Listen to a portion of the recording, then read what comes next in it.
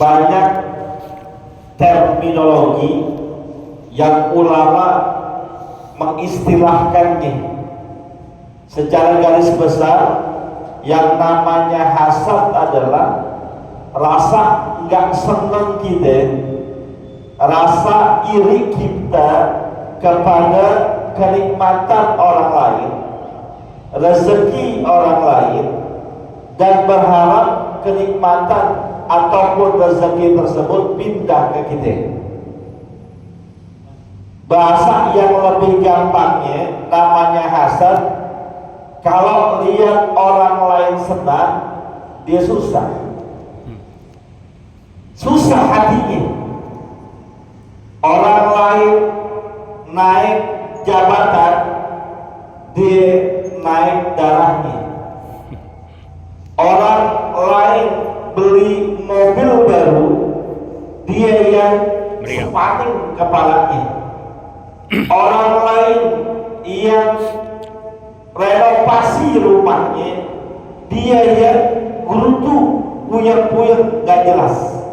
Pokoknya kalau orang lain dapat nikmat, orang lain dapat kesenangan, orang lain dapat keberuntungan, dia gak senang. Tapi sebaliknya, giliran orang lain susah, giliran orang lain keblangsa, dia malah senang. Awas nih. Sifat ini nih kadang-kadang nggak berasa masuk ke dalam hati kita, masuk ke dalam pola pikir kita. Kadang kita hasad, dengki, iri hati sama saudara sekandung, bukan orang lain, sekandung, emaknya sama, bapaknya sama. Tuh saudaranya, entah abangnya, entah adiknya, hidupnya kayak senang aja bawaannya, gampang aja bawaannya, gak pernah kelihatan susah. Gak taunya adiknya atau abangnya yang melihat kayak gini, timbul rasa gak senang kepada dirinya, timbul rasa dengkinya, irinya, sehingga kedengkian itu, iri hati itu memercikkan benih-benih permusuhan. Orang kalau udah dengki, udah iri sama kita, gampang banget kesulut emosinya. Kita gak maksud pamer, nggak ada maksud untuk menunjukkan kemewahan ataupun kesuksesan kita, berjalan apa adanya. Cuma karena ada sifat dengki dan iri hati, lihat saudaranya maju, lihat saudaranya sukses, dia ngomong, emang aja dia pengen ledek-ledekin kita, pakai nunjukin kesuksesannya, pakai nunjukin keberhasilannya, padahal gak ada niat kita untuk kayak gitu. Awas, dengki iri hati juga bisa terjadi pada sahabat kita. Kita sama sahabat atau sahabat sama kita, sebaliknya kadang ada dengkinya, kadang ada irinya. Jangankan dalam hal umum, mohon maaf, kadang ustaz ame ustaz aja dengki, kadang ustaz ame ustaz aja iri hati. Iya, masa yang diundang dia mulu, emang dia doang yang bisa ceramah, yang dipakai dia mulu, emang dia doang ustaz di sini.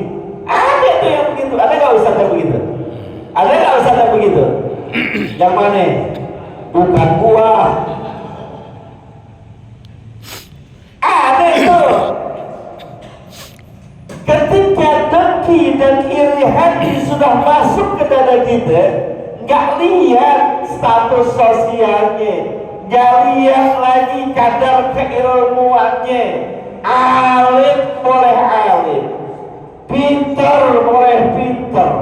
Ketika ada rasa hasad, dengki dan iri hati, udah kasak kusuk dia.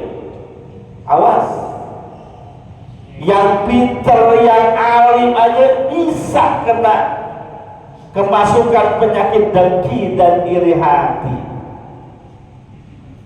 Temenan padahal, sahabatan padahal, dengki iri hati bahaya. Kadang tetangga ame tetangga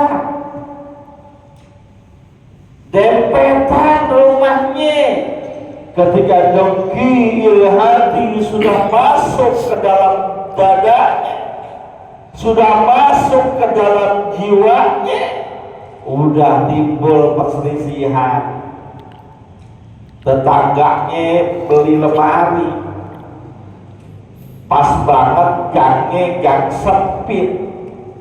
Gang di Jakarta kan sekarang sempit-sempit banget, lemari gede, mau masuk ke rumahnya kagak bisa, kudu atrek dulu ke rumah tetangganya. Sengaja ditutupin pintu, biar ngapa? Biar tuh lemari kagak biasa masuk, biar rasa. Kelagu-laguan sih, udah tahu gak kecil, beli lemari segitu gede. Lah emang apa? Awas,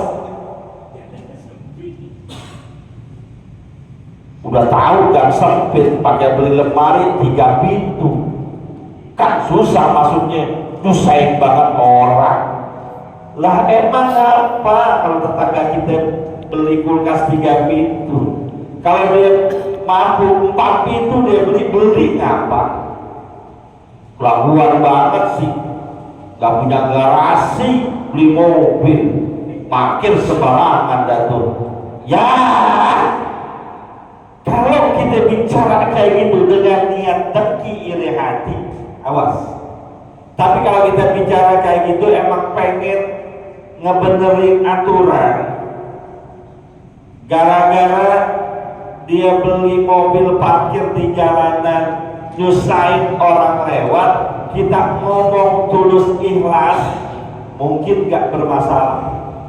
Tapi khawatirnya kita ngomongnya bukan dengan motif tulus ikhlas membenarkan, meluruskan sesuatu yang tadinya salah, tapi karena kita gendut, kelaguan banget beli mobil, mana mobil yang gede, susah orang lewat, dengki iri hati. Maka Nabi mengatakan jangan. Orangnya kalau udah dengki sama kita, entah itu saudara, entah itu sahabat, entah itu tetangga, kalau dia udah dengki sama kita, apapun yang kita lakukan pasti salah.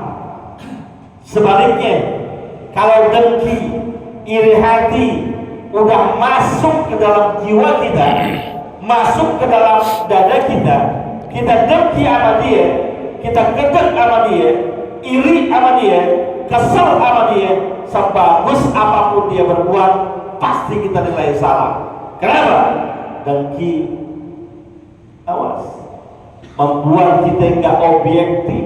Kita udah lempeng banget, lurus banget, nggak nyenggol-nyenggol dia. Emang kita gak mau urusan sama dia.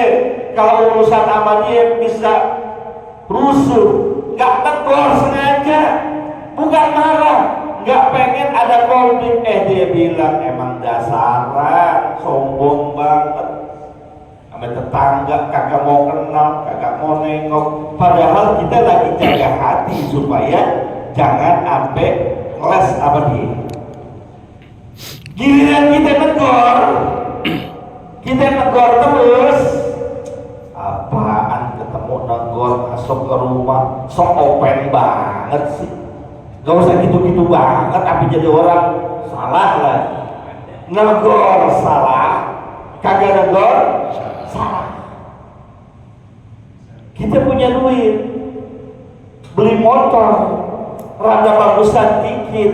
Emang kalau udah gedek sama kita pakai ngomong segala motor dibeli bisa pakai juga kagak. Mana motor gede banget, gang sempit tuh. salah lagi. Kita nggak beli motor, gua nggak beli motor dah, manggang sempit, biarin naik ojek dah.